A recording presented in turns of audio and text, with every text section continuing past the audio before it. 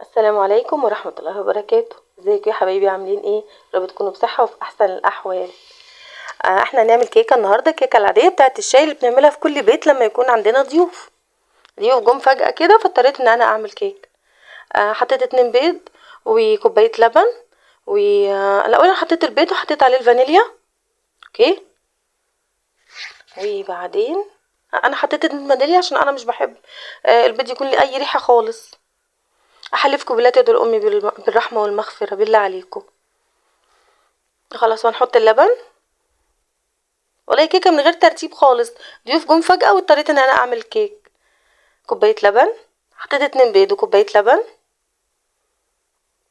وانا ماشيه معاكم لحظه بلحظه، وخلاص انا بضربهم مع بعض في الخلاط. صلوا على الرسول، اللهم صل وسلم وبارك عليك يا حبيبي يا سيدي يا رسول الله. الصلاه على النبي حلوه تجيب لكم الخير. وبعدين هنحط الزيت. انا بحب اعملها بالزيت، كيكه الشاي العاديه بحب اعملها بالزيت، نص كوبايه زيت. هي مج واحد بتاع الشاي بتاع البيت اللي انا بعمل بيه كل حاجه، وشويه خل صغيرين.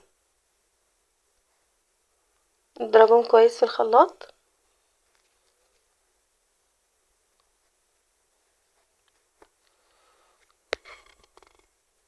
وبعدين هنحط في البايركس سمنة، بس السمنة عندي ما كانتش سايحة يعني، بس مع هتاخد حرارة الفرن وهتبقى سايحة يعني. وحطيت كوبايتين دقيق، 1 بيكنج باودر. ما كانش في كيك شيف، كيك شيف بيكون احسن بس ما كانش في عندي كيك شيف. زي ما قلت لكم انا بعمل كيكه دي والضيوف قاعدين والله. عارفين الشتاء بيحب الكيك والشاي. هنخلطه مع بعض كده.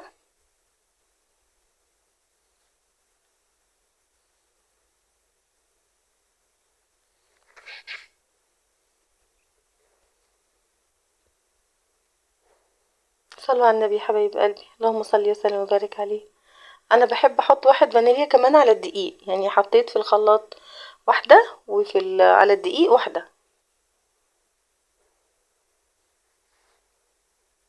وبعدين نحط الخليط اللي اتضرب في الخلاط وبنقلب في اتجاه واحد، يعني مش في اتجاهين، احنا بنقلب في اتجاه واحد عشان الهواء يدخل فيها وتبقى عالية يعني.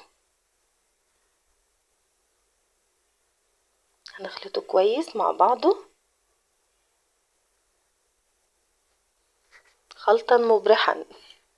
يعني لازم نخلطه كويس، دي ما يبانش خالص خالص، يكون كله متجانس مع بعضه.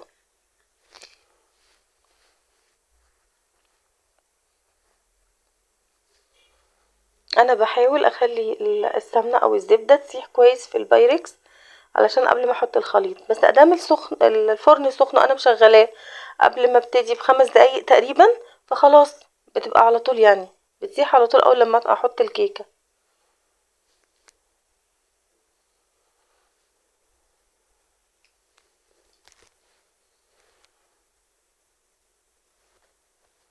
خلي بالكم سامحوني في التصوير، انا مش شطوره انا لسه قناه جديده، فسامحوني وساعدوني يعني ان انا اتشطر وابقى احسن في التصوير، تعليقاتكم هبقى احسن بكتير.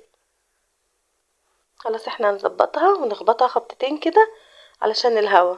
طبعا بمسح الزيادات بمنديل علشان ما تتحرقش.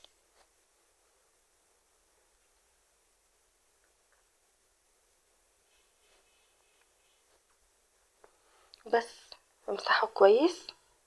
بعدين هنحطها في الفرن. اللهم صل وسلم وبارك عليك يا حبيبي يا سيدي يا رسول الله. خلاص حطيناها في الفرن وطلعت من الفرن بقت بالشكل اللي انتوا شايفينه. بس والله العظيم التصوير ظالمها، هي كانت حلوه جدا، احلى من كده كمان والله. بعدين عملت معاها الشاي البدوي اللي اسمه شاي الزردة. لو عايزين تعرفوا طريقته يا حبايبي قولولي وانا اعمله معاكم، حلو جدا بكوبايته الصغيره الجميله دي. وخلاص عملنا الشاي عشان الضيوف وقطعنا الكيك والهنا والشفاء لينا وليكم، ان شاء الله تجربوها وتعجبكم. يا رب ان شاء الله طريقتي تعجبكم، واتمنى منكم تعليقات حلوه عشان تشجعوني ان انا استمر معاكم يا حبايبي. يلا السلام عليكم ورحمه الله وبركاته، يا رب يكون الفيديو عجبكم، مع السلامه.